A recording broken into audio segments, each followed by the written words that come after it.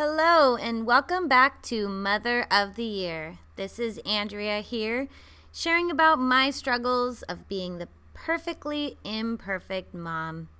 Thanks so much for tuning in this week. This week's episode is called The Advice You Never Wanted. Whether you're thinking about having kids, whether you're pregnant, whether you have kids, your world is bombarded by advice from people. People that have kids, people that don't have kids, people that know a kid. Everybody has lots of advice. Now, I committed a mortal sin recently. I gave somebody unsolicited advice. I was feeling good one day at work. I guess, I felt like I was caught up on everything. I guess my coffee was pumping through my veins, and so I decided to go cruise through the office and see if I could catch up with some friends. So when I got there, I saw a couple people hanging out, chit-chatting, and thought I'd pop my head in and say hi. So as I entered their conversation, I realized they were talking about potty training. And so I just out of curiosity, I said, what are you guys talking about? And one of my coworkers shared that she was pregnant with her second child, and her goal was to potty train her first before the new baby is born. Now, her first child is about 20 months old. Gotta love those months. I'm so happy my daughter is almost 3 and I don't have to deal with the months anymore. Oh, wait a minute. I have a 7-month-old, so I'm still in the months and I have to calculate super quickly how many months my kid is. Anyway, so as soon as I heard her say she wanted to potty train her son, but her son's less than 2 years old, I instantly put on my expert hat. Do you ever have those moments in life where you feel like, oh my gosh, I'm totally an expert in this. Let me share with you everything I know. When in reality, none of us are experts at anything. But anyways, like I said, I guess the coffee and the caffeine was pumping through my veins. And so I just started blurting out all of this negative energy about her trying to potty train her son. I told her, oh my gosh, don't even bother trying. He's not even 2 years old. It's never going to happen. Plus, I've heard potty training for boys is way harder for potty training for girls. My daughter is going on 3, and I've barely even started potty training because I know it's just a waste of time, because who has time to sit down with their kid on the potty for 20 minutes at a time waiting for them to pee? I was feeling really good about myself. I felt like I had that invisible hand patting myself on the back, like I was doing her this big favor by telling her not to waste her time. Oh my gosh. She looked back at me like a deer in headlights. I remember one of the things I said was, he'll show you signs when he's ready for potty training. And she was like, well, what's one of the signs? And I was like, I don't know, being ready to not wear a diaper. And she was like, well, he's never liked to wear a diaper. And I was like, okay, well, that's working for you. Oh my gosh. I walked away, feeling pretty good. Like, man, I know what I am talking about. And then as I got further and further and further away from the conversation, I started feeling more and more like an advice hole. And so I am one of those people where at the end of the day, conversations that I've had just haunt me and I can't sleep. And so all I could think about was how rude I felt. I don't really remember her asking me for advice. And here I was, verbal diarrhea, spitting out everything that I thought about potty training. It was so rude and it bothered me all weekend, and I wanted to send an email, but I didn't know if it was going to come across the right way. And so I decided, when I ran into this person again, that I would say something, because as a mother myself, it can be really frustrating when people act like they're experts in something. We all have our experience with our children, but every kid's different. So what works for you or didn't work for you isn't necessarily going to be someone else's experience. So I finally found her yesterday. I kept doing like the awkward walk by her office and she was never there. And so yesterday I saw her and I was just like, hey, I just want to apologize if I was really rude the other day, because I feel like after the fact I realized, she never really asked me for my advice on this. And she just stared back at me like, you're fine. I didn't even think about it. I was curious about your experience, and, I'll keep those things in mind when I do get ready to potty train my son. So ultimately, it was fine. Us moms, we do, I think, enjoy hearing other people's experiences. I mean, if you're tuning into this podcast, I hope you enjoy hearing about other people's experiences. But at the end of the day, we have to remember that all of our kids are individuals, and what happened for one person might not happen for somebody else. So that's where this whole idea of advice popped into my head.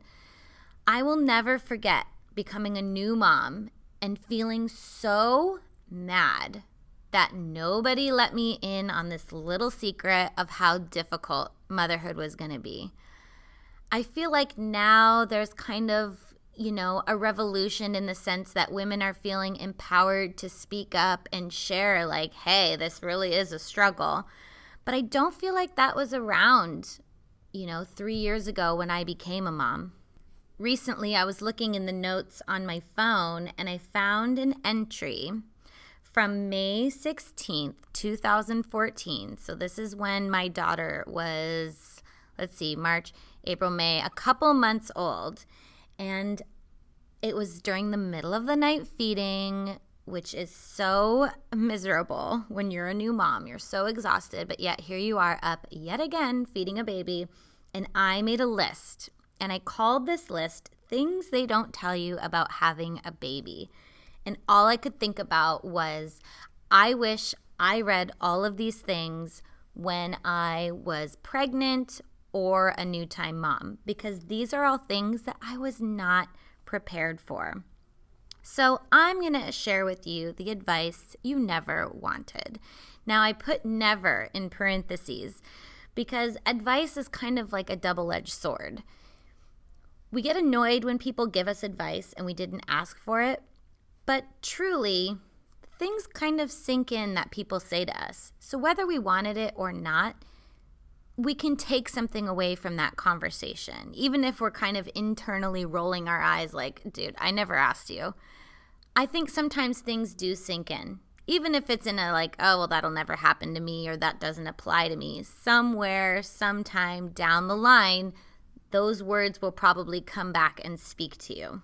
So I am going to just go down this note on my note page and just share the things that I wish someone would have shared with me when I was pregnant for the first time. So the first thing I have on here was breastfeeding will cause you to lose weight. So don't worry about that baby weight. If you breastfeed, it'll just fall right off. Well, I agree. Losing the weight wasn't really a problem for me. However, as it says here on my notes, you'll lose the baby weight because a lot of times you're going to either forget to eat or you're not going to eat because you have a sleeping baby that you don't want to wake up. My daughter and even my son, for the first month or so of his life, they would only sleep if someone was holding them. And when you're exhausted and just trying to take a moment, you will do anything to keep that child asleep. So you will hold them for hours upon hours just to enjoy the sound of silence. If you had a baby that cried a lot, my daughter cried what felt like all the time, I would hold her endlessly. Now, with awesome things like Netflix, I was able to binge watch shows and enjoy the time holding my daughter. But unfortunately, I sacrificed things like eating. It's so sad to think about looking back because I withered away. There's pictures of me with my daughter when she was around 3 months old where I look like a skeleton. That is not a goal of mine. I like to look healthy and nourished, and I did not take good care of myself. I remember one day my husband, he was so worried about me, understandably, because he saw me withering away. And so he would make me a sandwich before he left for work, and he would assume that, okay, I made you this sandwich. It's in the fridge when you're ready to eat. But what he could not comprehend was the fact that, yes, I know there's a sandwich in the fridge, but if I'm holding this baby that I've listened to cry for the last hour and a half, who's finally asleep, I'm not even going to want to move as much to walk to the fridge and open it and take out the sandwich.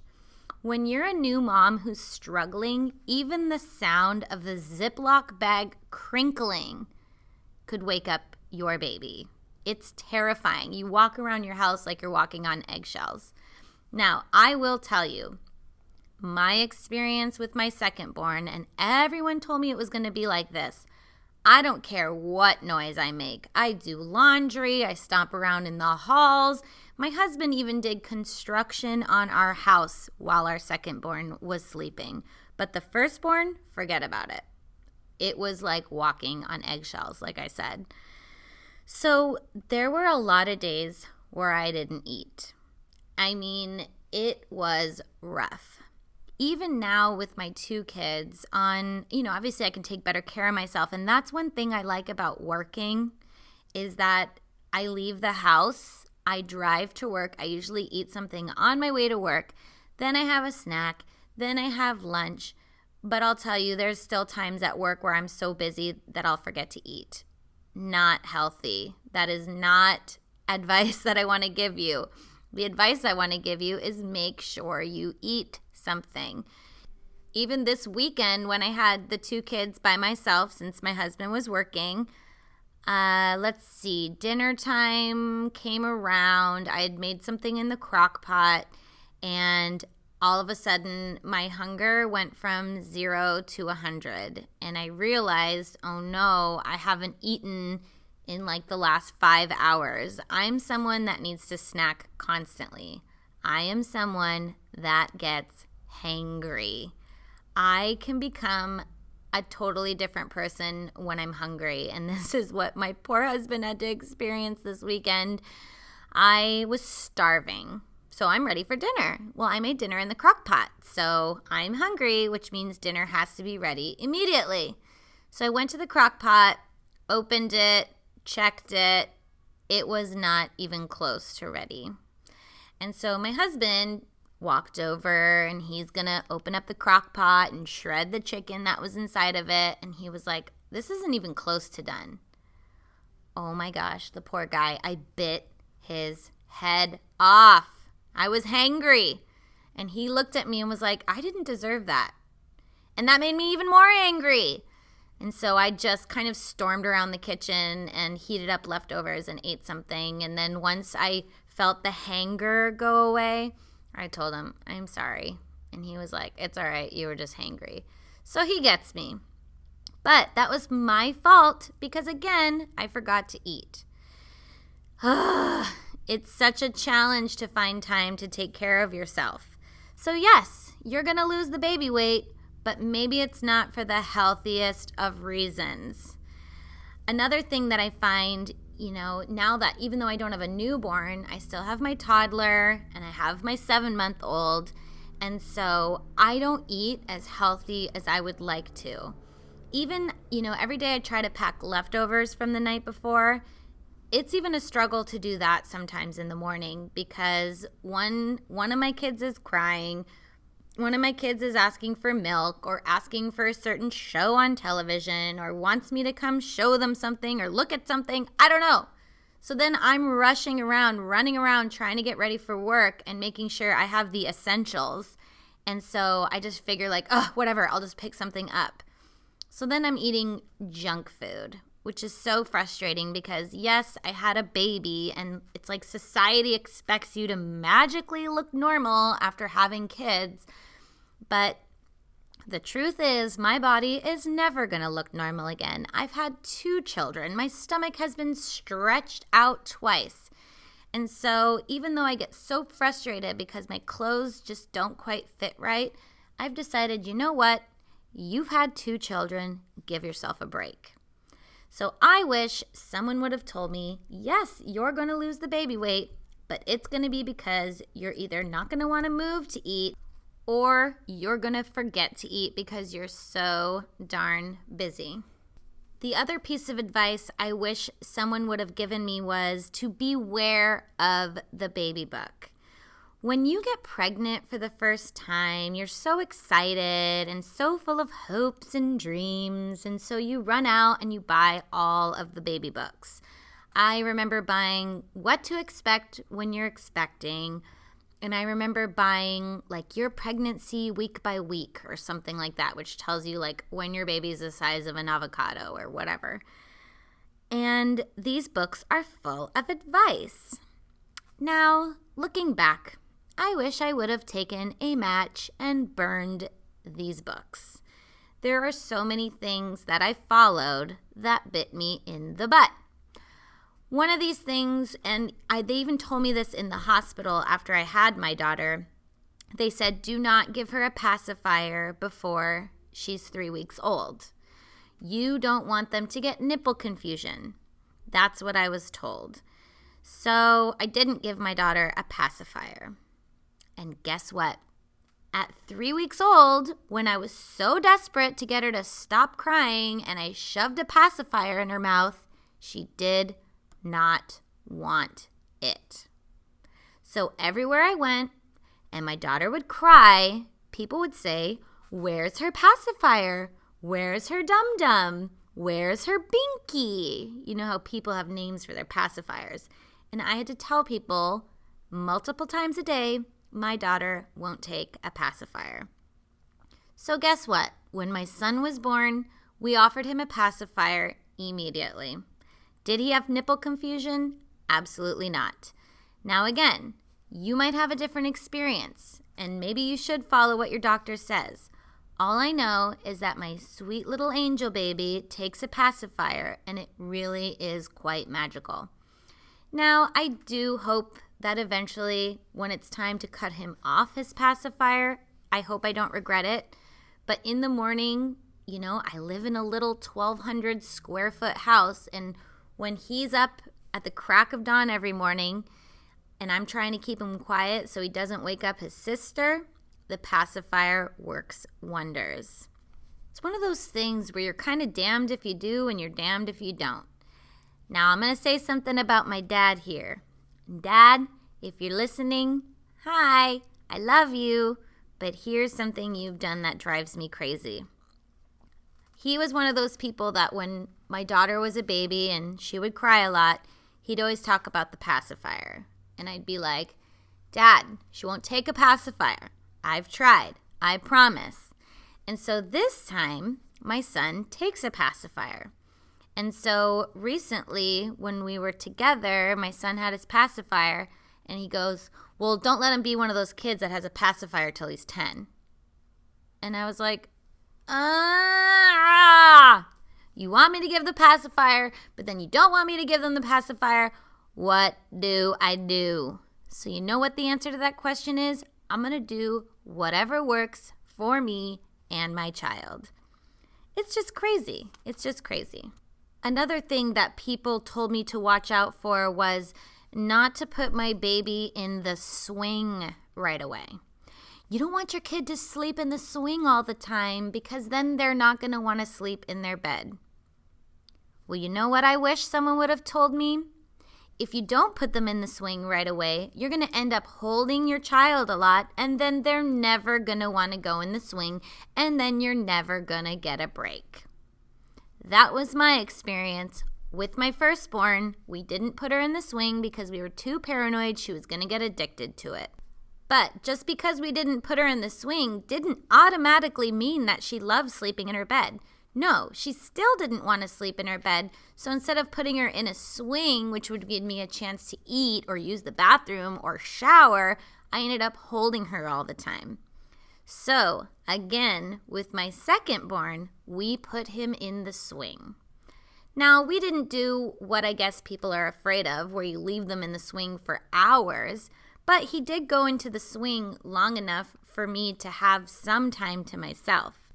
I've heard parents judge other parents who, oh, they're always in their car seat, or that poor kid's always in the swing. But you know what? Being a parent is hard. Having a baby is hard. Getting that baby to sleep is really hard. So whatever you have to do to get that baby to sleep is your prerogative. Because just think, that kid's not going to sleep in a swing forever. I've never seen a 5-year-old child sleeping in an infant swing. So do what you got to do, parents, because we're all just trying to do the best that we can. This next note on here makes me want to laugh. It says, I wish someone would have told me that having a baby would make me want to kill my spouse. Now, hopefully, I don't end up killing my spouse and ending up on some ID channel show about murder, and then you use this podcast against me as evidence. But I will admit, having children has, how do I put this, made marriage a little bit more challenging. I love my husband. I remember the day we got married, looking at him with such love in my eyes and dancing the night away and sharing our love with all of our closest family and friends. And that love is still there. When we get to have a date night once in a blue moon and we can reconnect, I do remember and feel the love that I have for my husband. Now, fast forward to having children. Let's even think of last night. My son's been doing better on his sleep. Again, he still wakes up at about 4:30 on average, but I've accepted it, and it's okay. That's just him. But all of a sudden, within the last week, he's been waking up again in the middle of the night. Now, based on the other symptoms that I see, like the rosy cheeks and the drool and the snot coming out of his nose, I know that he's teething. So instead of letting my son cry in the middle of the night, like I've chosen to do in the past, I have been getting up and making him a bottle and changing his diaper and putting him back to bed. Because, again, he's my little sweetheart and probably my last baby. Definitely my last baby. And so I think I do baby him a little bit more. But last night, 3 a.m, my son starts crying. I woke up because I'm a light sleeper, and I definitely had that moment where I was like, I have a choice here. Do I let him cry because I don't want to teach him that he's always going to get what he wants and that in the middle of the night, mommy will always get him a bottle? Or do I just go to him because I know if I make him a bottle, he'll go right back to sleep? And I've said it once and I'll say it again. My number one fear is my son waking up my daughter before she's ready because she can be a monster. So I laid in bed. I looked over at my husband, who's so lovingly counting sheep. And I so desperately wanted to elbow him in the rib cage and say, "Oh, I'm sorry, did I wake you? Do you hear our son crying? Would you like to make him a bottle at 3 a.m?" But no, there's no sense in me waking him up. And so I get up, I make the bottle. While the bottle warms up, I go in, I change the diaper, I come out, I give the bottle, he goes back to sleep. Oh wait, no, he doesn't go right back to sleep. He continues to talk in his crib for probably about half an hour. And that whole time I'm laying in my bed, staring into the darkness of the night, all I can think about is how unfair it can feel. Recently, I shared my exhaustion on, Facebook or something like that, and somebody commented and said, "Why don't you make your husband take a turn?" I get it. Us women, we want to stick up for each other and make sure that we're not doing all of the work. However, every marriage is different. And my opinion is my kids have needs, I have needs, and my husband has needs. Now, we've known each other for about 10 years, so I feel like I know him pretty well. And one of my husband's needs is sleep. Now, I know what you're thinking. Everybody needs sleep. And yes, some people do okay with less sleep than others, but there are people in all of our lives that really need sleep. So I've decided long ago that my husband is someone that needs sleep. And the truth is, there are women out there that force their partner to be awake with them for every feeding, or you know what, they split up the work 50-50. I get up once, you get up once. But I made the choice that that doesn't work for me and for my husband and for my marriage. If I forced my husband to wake up in the middle of the night, he would do it. He loves me and he loves our kids, but I would be torturing him. Not because taking care of kids is torture, but for him, his job is so physically demanding that it's a lot harder for him to just jump out of bed and dive into the day. So I would rather let my husband sleep as much as possible, and then when I really need him to be up, he's up. That's just a choice of mine.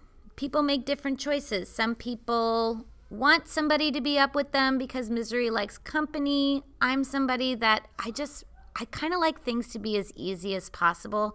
Getting up in the middle of the night sucks, but if I drag along someone with me, it's going to suck even more. So why bother?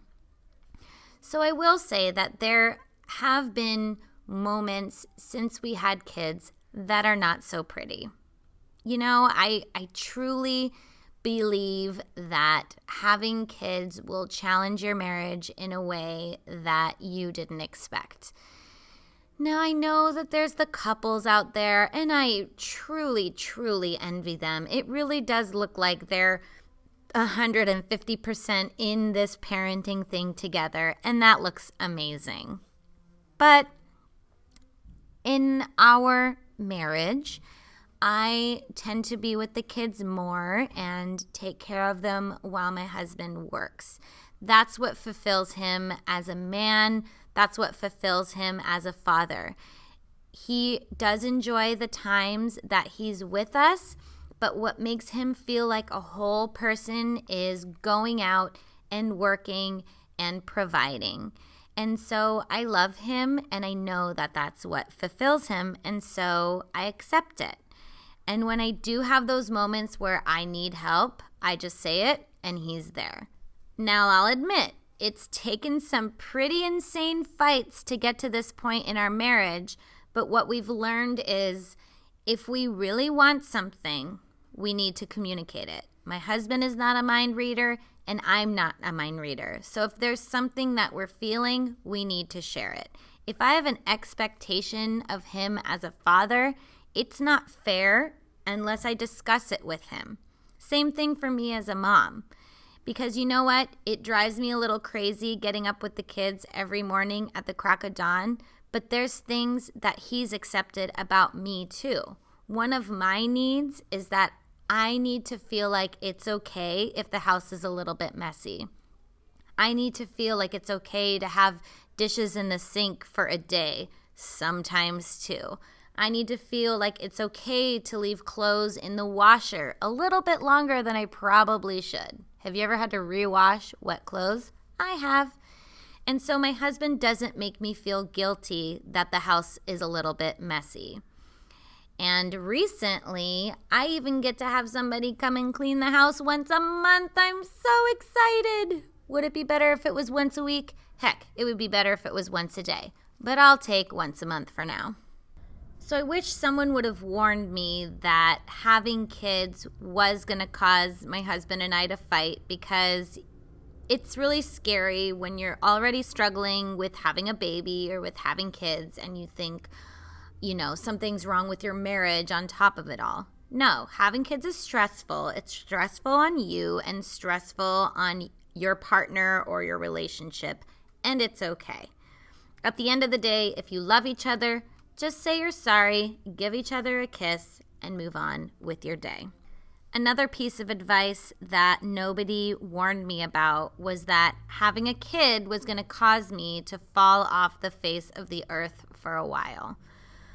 Going back to being afraid to wake up a baby, there are so many times that my phone would ring or that I would get a text or an email and I wouldn't even want to reach for my phone. Now, I don't know what women did before cell phones because I'll tell you, your cell phone is your best friend when you have a baby. There's even something called brexting now, which is texting while breastfeeding. And of course, it comes with a world of judgment because people feel like when you're breastfeeding, you should just be bonding with the child. But breastfeeding is exhausting. It's a full-time job. And when you're on your 10th hour of breastfeeding that day, if you need to look at the internet or shoot a text while you do it, go for it. But anyways, I really felt like I fell off the face of the earth after I had kids. And it's kind of still that way, even years later. I have a very verbal job. I'm a teacher, so I talk all day long. And I know that when I go home and clock in to job number 2, it's not like I get to put my feet up, relax, give my voice a little bit of a rest. No, when you're a mom, you're constantly answering questions. My daughter's at the age now where she wants to know why. And I feel like as her mother, it's my job to teach her things. So instead of just saying because, I tried to answer her questions of why, but I'm sure after a few more months of this, I'm just going to start saying because I said so. But for now, I'm trying to, quote unquote, do the right thing by actually answering her questions. And so it's so tough because I feel like a lot of times when I'm finally getting a moment to myself, like let's say it's one of those magical moments where the kids are actually napping at the same time, or maybe it's in the evening when they've finally gone to bed and I'm about to just get some time to myself. I swear, that's when my phone rings. And sometimes I look at my phone and I'm like, I'm just so tired. I'm so tired of talking. I'm sick of hearing the sound of my own voice. And so I'll watch my phone ring and go to voicemail. So at least if that happens, I'll try to just at least shoot a text and be like, saw your call. I'm absolutely exhausted. I promise I'll call you tomorrow. But to my mother-in-law out there, if you're listening, I promise I want to talk to you. I miss you. I'm just so darn exhausted. And you can ask my husband. I feel so badly about this. But there are times after the kids have gone to bed where he'll be talking to me about his day, and as his loving wife, I should be engaging with him, asking questions, responding to him, but I'm not going to lie, there's times where I fall asleep when he's talking to me. I feel so badly about that.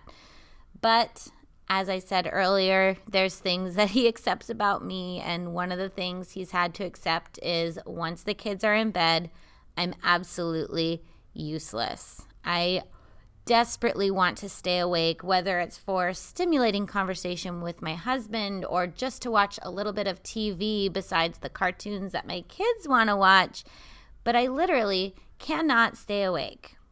I'm lucky if I get 1 hour after they go to bed. 1 hour. I mean, I guess I'm glad I'm not a night owl because then I would probably be super duper exhausted since my kids wake up so early. But I do wish I could at least stay up a couple hours after they go to bed. But it's kind of impossible.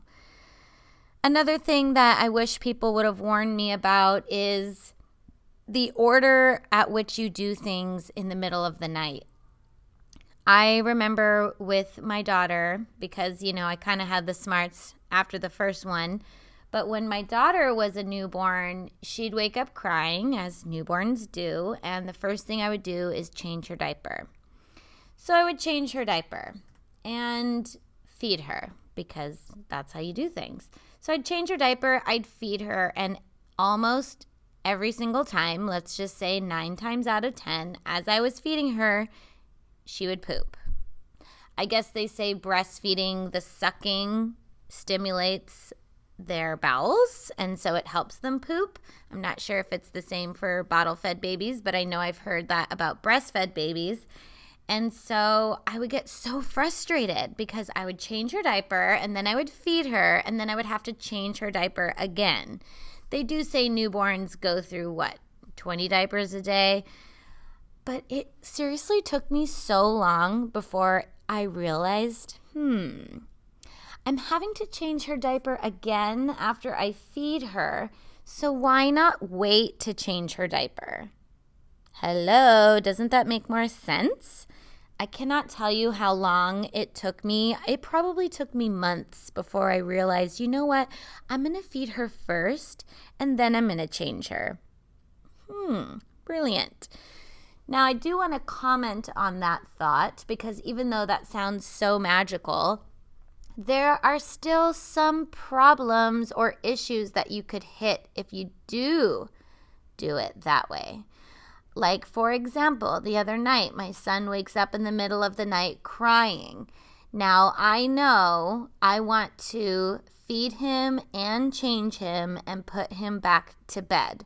That way I know if he cries again, he's not hungry, he has a dry diaper, he's just mad. And then I can kind of be okay with letting him cry for a little bit. So then I have to decide, what order do I want to do this? Because once your child's old enough to where they're aware of what's going on, your biggest fear in the middle of the night is engaging with them too much.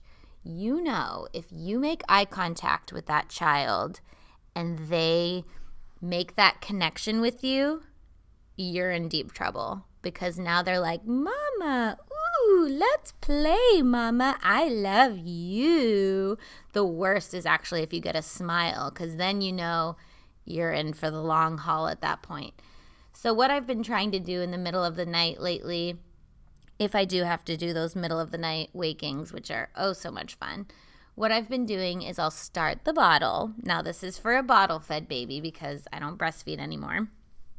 So I start the bottle in the warmer, I go in, I change the diaper. I literally will not make eye contact with him. I will not look him in the eyes. It sounds so sad and so heartless, but I know if we make that connection, it's game over for him and it's game over for me.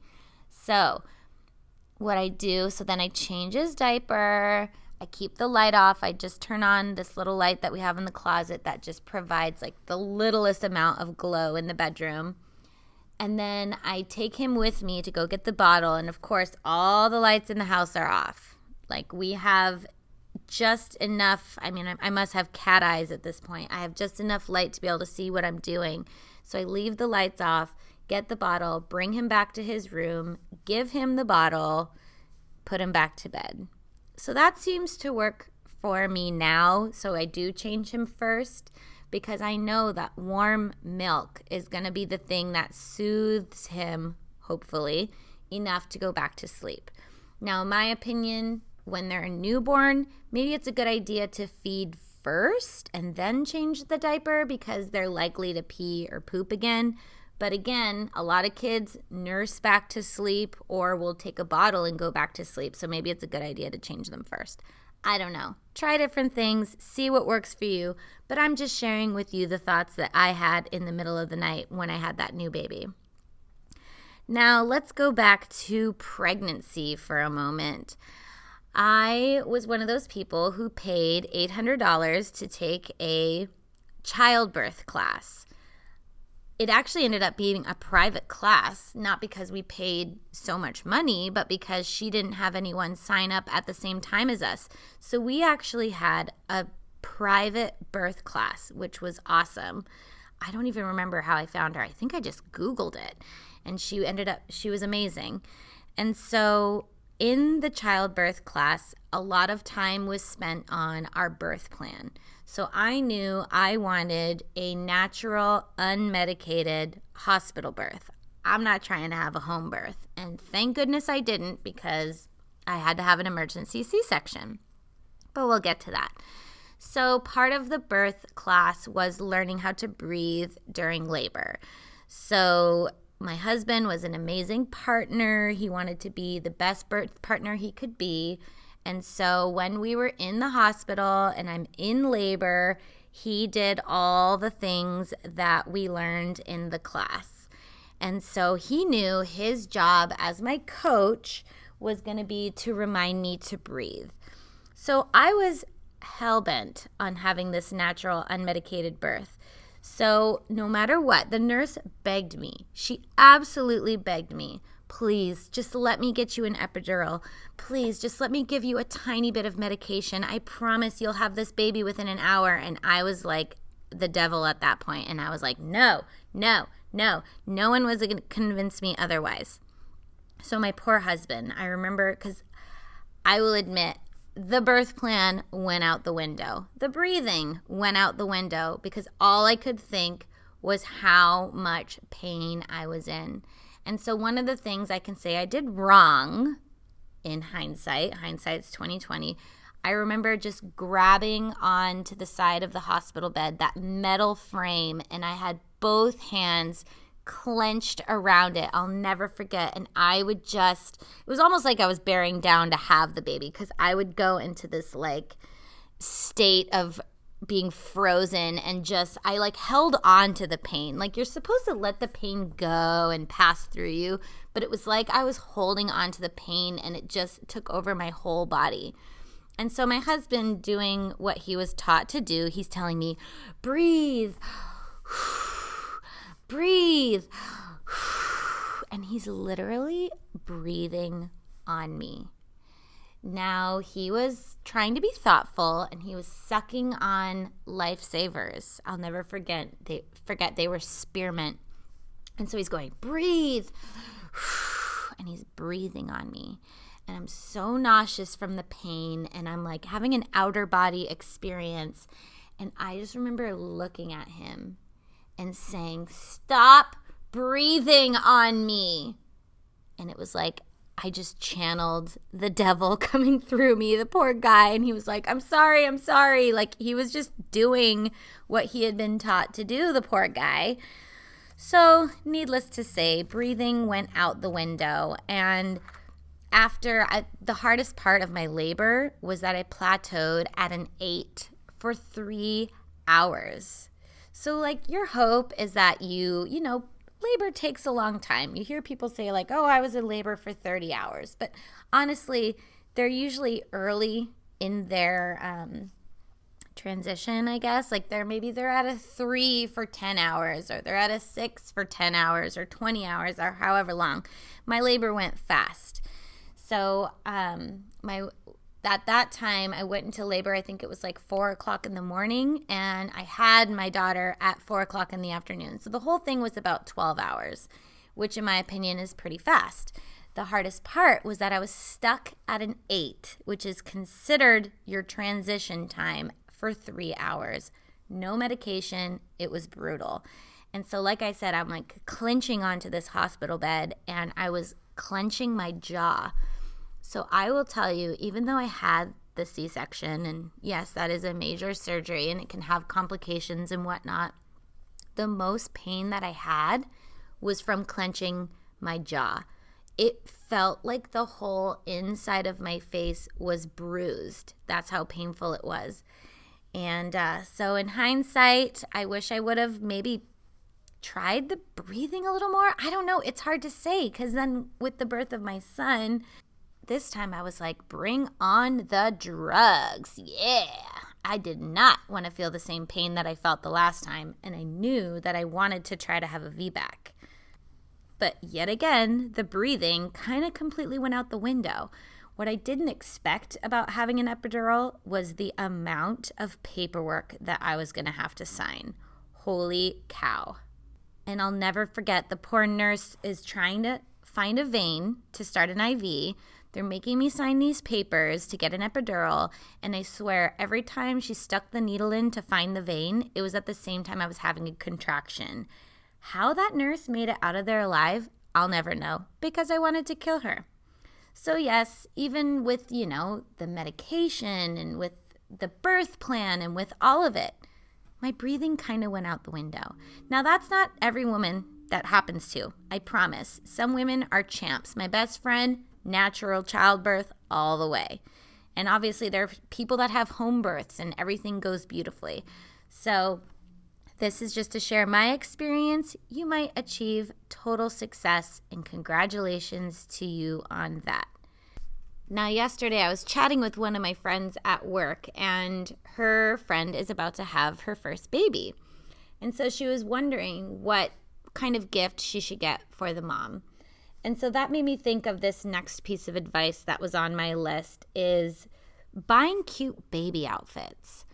I see pictures all over the internet of people and their kids, whether it's a baby or a toddler, and they have on these absolutely adorable outfits.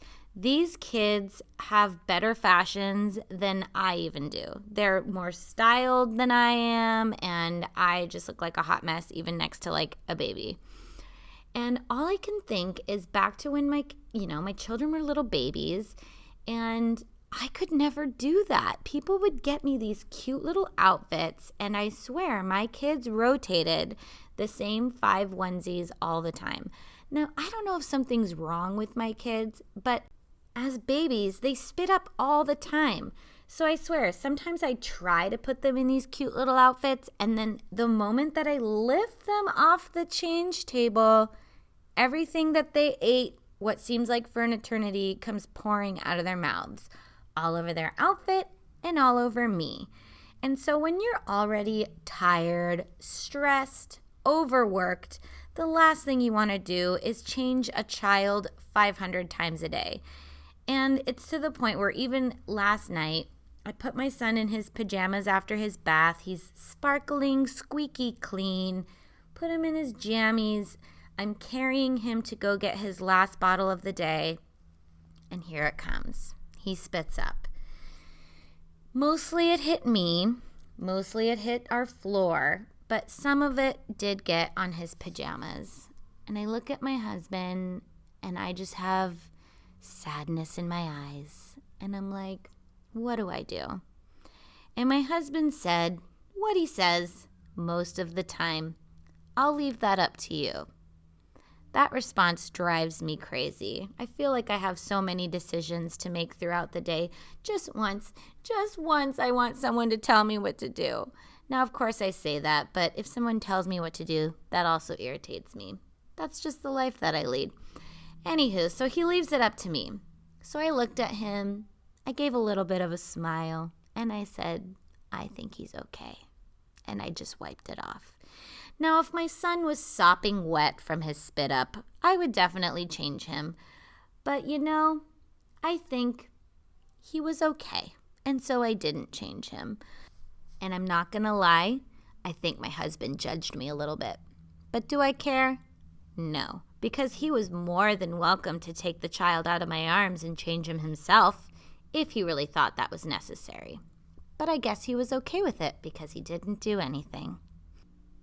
Now, probably the number one piece of advice that people gave me that drove me absolutely nuts. It's actually still driving me absolutely nuts. And you've all heard this. You could probably say it along with me right now. Sleep when the baby sleeps. Let's have a collective Sleep when the baby sleeps. You need to sleep when the baby sleeps. Oh, don't forget, when the baby sleeps, you need to sleep. I could seriously rip my hair out every time I even think of someone telling me to do that. Some people are lucky in the sense that they are able to sleep when the baby sleeps. But some of us are not able to shut off our brains. Some of us deal with sleep anxiety. I am one of those people. I have a fear of the moment I am able to shut it down and close my eyes and go to sleep, I'm going to hear that wail. I'm going to hear that first moment when your child starts to cry. And I hope I don't gross anybody out by saying this, but my husband has the perfect way of explaining it. He calls it a diarrhea feeling. You know that feeling in your stomach when you're like, oh, like that's what I feel every single time I drift off to sleep and then I hear one of my children. It's like a shot out of a cannon. I leap from my bed. It's just how I feel when one of my kids is awake. So when my kids are napping, and again, there's that beautiful moment where they're taking a nap together, I can't lay down and go to sleep. I'm too afraid that one of them is going to wake up.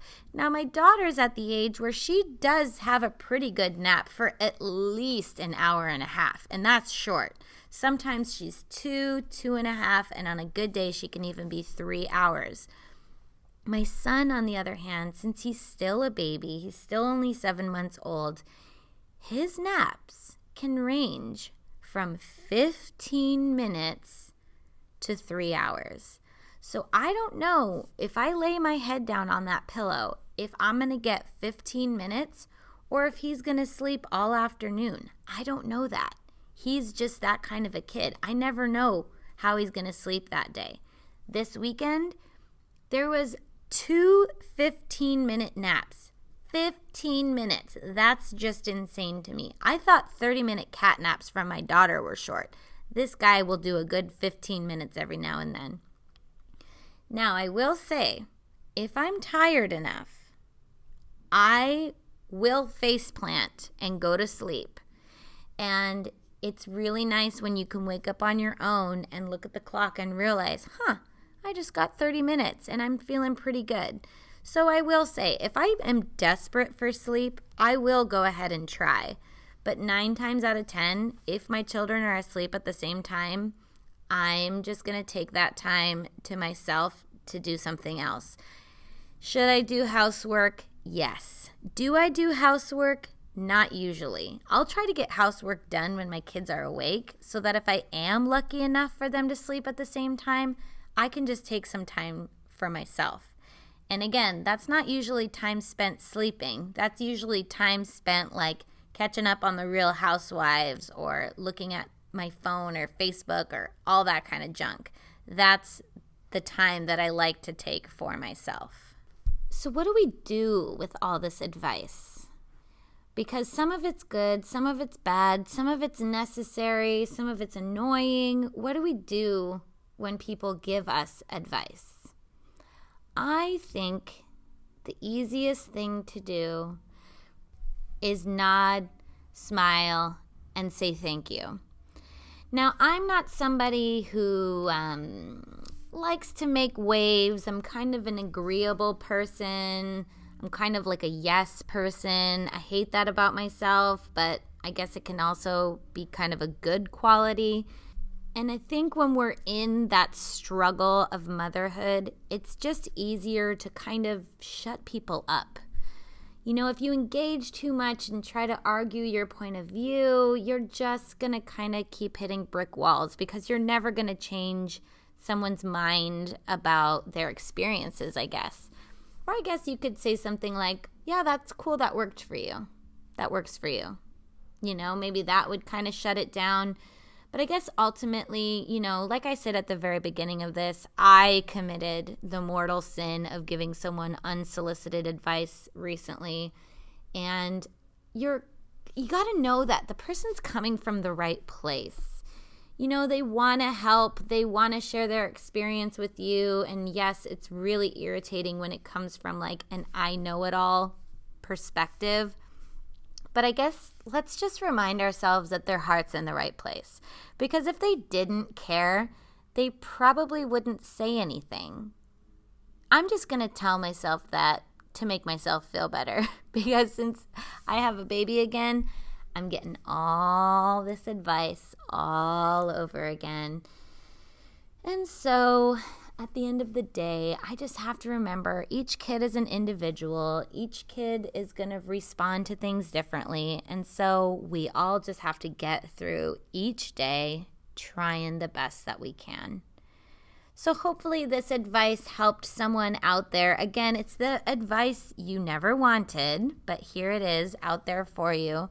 And so if there's anything that I missed or anything you want to give me feedback on, please feel free to email me at motheroftheyearpodcast@gmail.com. Don't forget to follow my Instagram at motheroftheyearpodcast. Please subscribe to this podcast on iTunes, review it, and rate it 5 stars. And don't forget, moms, the struggle continues next week. Bye for now.